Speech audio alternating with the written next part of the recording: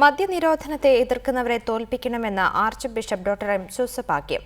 മദ്യവർജനം കൊണ്ട് ഫലമുണ്ടാകില്ല. തെരഞ്ഞെടുപ്പിന് മുൻപ് രാഷ്ട്രീയ പാർട്ടികൾ മദ്യനയം പ്രഖ്യാപിക്കണമെന്നും സൂസപാക്യം ആവശ്യപ്പെട്ടു. സംസ്ഥാനത്ത് നിലവിലുള്ള മദ്യനയം അട്ടിമറിക്കാൻ ആരെയും അനുവദിക്കില്ലെന്ന് arch bishop doctor M Soosa Pakiam വ്യക്തമാക്കി. മദ്യനിരോധനത്തിനെതിരെ സംസാരിക്കുന്നവരെ തിരഞ്ഞെടുപ്പിൽ തോൽപ്പിക്കാൻ എല്ലാവരും തയ്യാറാവണം. മദ്യവർജനമല്ല, മദ്യനിരോധനം തന്നെയാണ് സംസ്ഥാനത്ത് നടപ്പാക്കേണ്ടതെന്നും ആർച്ച് ബിഷപ്പ് അഭിപ്രായപ്പെട്ടു.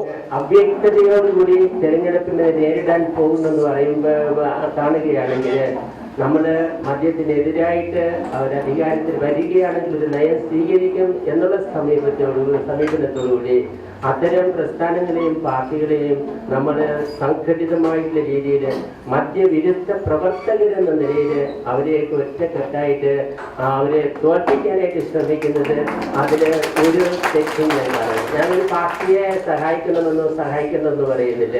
ഈ അവസരം പോയാൽ വേറൊരു അവസരം കിട്ടുമെന്ന് തോന്നുന്നില്ല.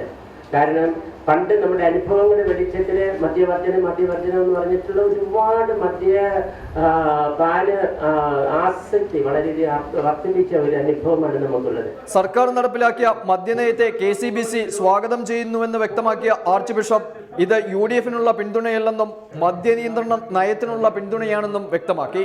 കേരളത്തിൽ മദ്യനിരോധനം നടപ്പിലാക്കുന്നതിന്റെ ഭാഗമായി മദ്യവിരുദ്ധ സംഘടനകളുടെ നേതൃത്വത്തിൽ 7 കർമ്മപരിപാടികൾക്കും സമ്മേളനം രൂപം നൽകി. റിപ്പോർട്ടർ, കൊച്ചി.